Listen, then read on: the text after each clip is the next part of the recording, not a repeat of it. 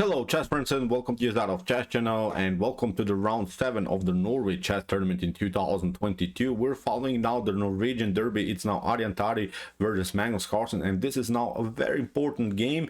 Usually this wouldn't be maybe the most important game of the day, but actually this is now really the most important match because Magnus was the leader before this round 7. He had a 1-point lead in front of Vishy Anand, which meant now that actually Magnus had now just to repeat the result of Vishy today and in order to stay the leader. So it was now really important game, and we're now already in the Armageddon game, which meant now of course that white needs to win the game. White has 10 minutes on the clock, black has 7 minutes on the clock. If the game ends in a draw, then of course black is winning the game. So we have here Aryan Tari with the white pieces against Magnus Carlsen with the black pieces, so it was really a tough battle between the two of them. So let's see now what happened. E4 was played by Aryan Tari, and now already a huge surprise by Magnus Carlsen. He played now the so-called weight defense with the move b6, and this is something that you should not do. I'm not sure why Magnus is doing this over and over again. It's not the problem that Magnus cannot play the way defense, but he should not have played this in such an open important stage of the tournament, because of course you can play the way defense just in order to have some fun, in order to surprise your opponent, but now you have to play just a solid draw, go for the draw, take your points and stay the leader in the tournament. So as I said, it was really, I think, a careless idea in order to play the game like this. So here in the continuation, after move b6, Aryan Tari plays, of course, the normal idea. d4 occupies now the center and has now beautiful center control with this pawn. So we have now bishop to b7, knight to c3, and now I really didn't like this move d6 by Magnus Carlsen. If you play the way defense like Magnus Carlsen did, of course, in the beginning, then I think you have to play some ideas of e6. Then you want to play something like maybe like bishop to c3, d5. But what you want to do is battle for the d5 square, but also for the e4 square. This is the only way to make some kind of a progress in these types of structures. But Magnus played now this passive d6 move. He tried to battle for the e5 square, but this is not possible because here Aryan Tari played immediately f4 is not allowing this e5 breakthrough. So we have here knight to d7. Magnus is desperately trying to get some spaces in the center by playing the move e5, but of course knight to f3 here by Aryan Tari, and now he's having a full control of the center of the board. So we have now e6. So you see e5 is not possible. Now we have problems in space here from black's perspective, so it's already a bad opening choice, as I said, by Magnus Carlsen. So we have here bishop to d3. We have now c5. Magnus is trying at least to break the center somehow by pushing some pawns, but now Aryan Tari plays a solid, calm move, kingside castling. He's not impressed by this breakthrough ideas by Magnus. So we have c takes d4, knight to d4, and this is now really good because this knight on d4 is actually the best minor piece on the board, and you cannot even kick it away. You can maybe try knight to b8, knight to c6 in order to continue the pressure, but it's of course too slow, and you should not of course play many times with the same piece.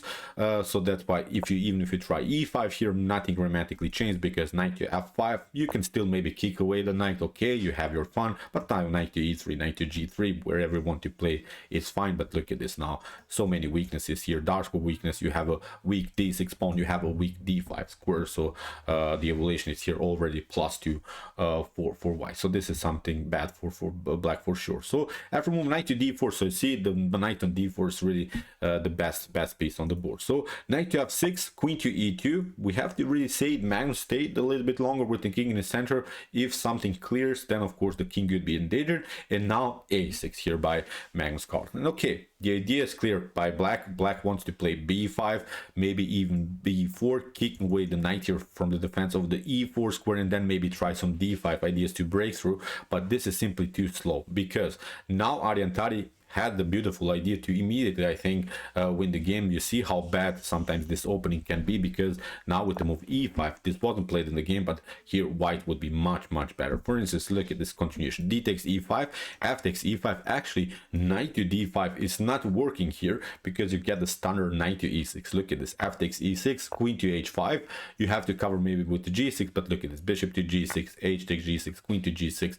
You have only one square, and now you get even checkmated here on f6. f7. Okay, the only way maybe after f takes e5 to prolong the game is to play bishop to c5. This would be a normal counterattack, but actually with bishop to e3, this would be a beautiful sequence. White is still much better. For instance, black takes knight to e5, but now we take knight to e6. Look at this, the queen is hanging, you take, okay, bishop to e3, queen to e3, you take the knight, but we take also the knight on e5, and okay, the material is equal, but I think you will lose in one particular moment of the game. The pawn on e6 for sure. You have to secure the king by castling, and still this is a messed up position. In the near future we can play rook to d1, rook to e1, wherever we want to play, but this is now a losing game for black, I think, for sure. So this was not good by Magnus. As I said, he tried this idea b5 and he tricked, I think, here Aryan Tari, because Aryan played a slightly passive move a4. It's a prophylactic move. He's not allowing now b5, but as I said, with e5 he could have really a dominant position. Okay, let's see now what happened after move a4, bishop to e7. We have bishop to d2, kingside castling, and now king to h1, getting out of this potential attacks by the dark bishop. So we have here now knight to c5, and you see Magnus has already equalized the game because Aryan Tari missed his chance with the move e5. That's how Magnus plays these openings. If you don't use your chance, of course you could lose the game. So knight to c5 is of course a beautiful now pressure around the square e4. In the continuation we have rook to e1. Aryan Tari fixes further the position around the square e4, and now comes d5, and that's as I said in the beginning of the video, that's actually the main goal of the weight defense. So that's why I really didn't like, if you remember the move d6 by Magnus Carlsen, he could have immediately battled for the d5 or e4 square. So he's playing now the basic goal of the weight defense. Now he's breaking through and he is creating some spaces finally in the center. So we have now e5, knight to e4 by Magnus Carlsen. He's cementing the position around this beautiful square. We have now f5. This is the correct choice by Aryan Tari. He plays now the correct move because he has to now create some ideas with his two mobile pawns. After move bishop to g5 was played bishop to g5, queen to g5, and now rook to f3. Maybe when it comes to computer relations, this wasn't the most accurate way. For instance, the engine suggests here knight to e4 and similar stuff than to play bishop to c4, but rook to f3 in Blitz or maybe in Blitz Armageddon games is really interesting, because now of course the rook can be used here. Rook to h3, maybe we can also take out the knight and even play rook to g3, because the queen came out and becomes now actually the object of white's attack. So we have here e takes f5, rook to f5, attacking the queen, and now tiny little inaccuracy here by Magnus. He played queen to h6, and this was really unnecessary because Aryan Tari has now an extra tempo against the queen.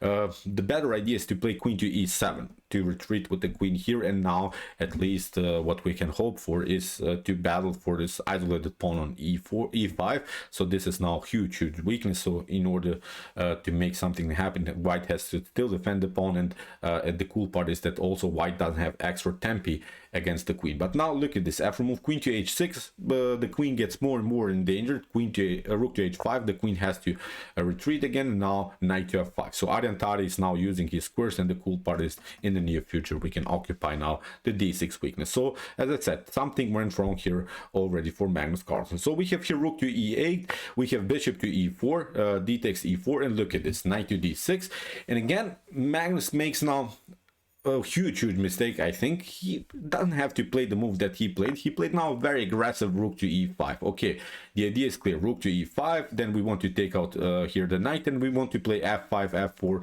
maybe to create here a 4 versus 2 pawn majority attack on the king side. But actually a better idea is to play a slow game again, maybe equalize the game somehow with the rook to e7, then knight to b7. Okay, we can play maybe knight to b7, rook to b7, whatever you want to play. Maybe the game could lead into this, knight to e4, knight to e4, queen to e4. Okay, queen takes h5, queen takes b7, but still I think this would be equal game, probably a drawish continuation for sure, especially in this top grandmaster level when the kings are also a little bit endangered.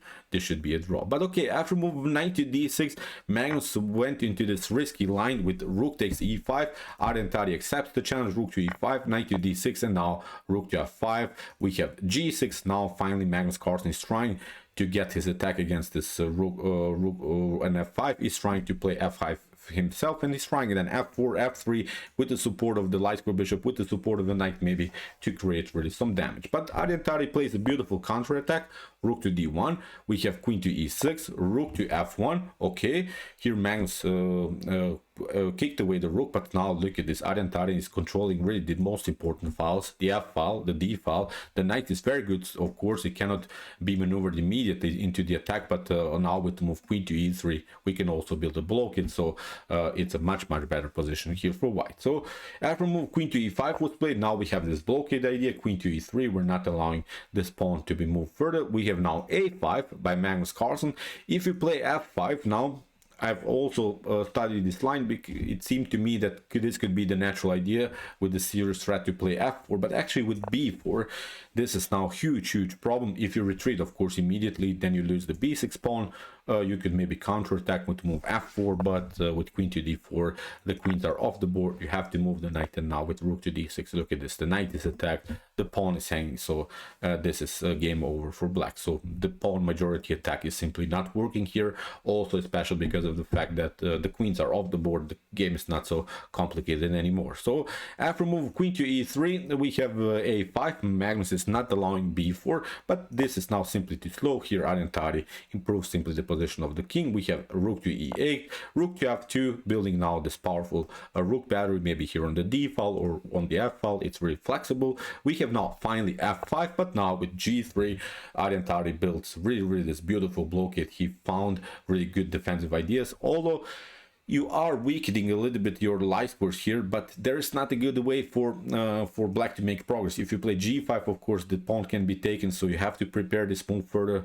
This knight is coming into the game, knight to b5, knight to d4, so it's much better here position for Aryan Tari. So king to g7, now comes knight to b5. We have rook to e7, b3, knight to e6, and now knight to d6. Very beautiful square for the piece, and now the bishop is hanging. So here Aryan Tari found, I think, a beautiful idea how to get rid of this annoying bishop, because the only way I think that black can win the game, if this light for diagonal for the bishop gets open, then maybe the queen can sneak in and maybe try some checkmates on g2 on h1. But as I said, now with the move knight to d6, the bishop gets kicked away from this diagonal, and it's playing now on this diagonal where the bishop is of course not so important. And now Aryan Tari locks the bishop further with the move c4, and the bishop is out of game. The bishop is of course paralyzed. After move knight to c5, now comes the critical moment of the game. Now Aryan Tari found a really beautiful tactical shot. Maybe you can pause the video and try to see now the best continuation here for white, because it's winning here immediately for Aryan Tari. And he found that, of course, because he's also a strong player. That's why I really didn't like the fact that Magnus Carlsen tried this weight opening. He should have really gone into solid openings, as I said, played on his raw and sealed the game. But after move knight to c5, the correct move is of course knight to f5. Look at this beautiful tactical shot. If you play g takes f5 that Magnus played, we have here this one, queen to g5, king to h8, king to h8, and after rook to f5. In this position, Magnus Carlsen resigned. Whatever you do, you have basically two choices. You can cover yourself with the move queen to g7, but now rook to d8, so you have backrank problems. That's the main issue here.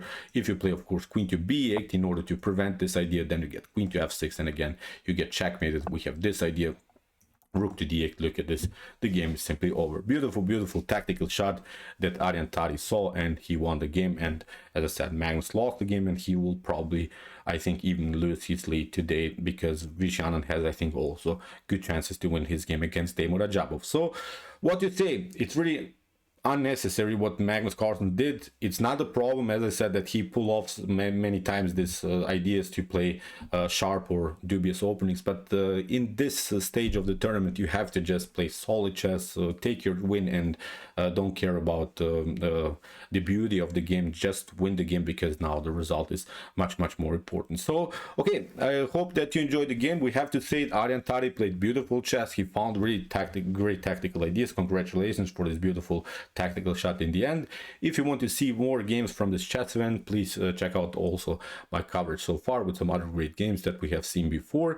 And if you like this content, don't forget to subscribe to my channel. See you soon with some more videos, and chess is the best, of course.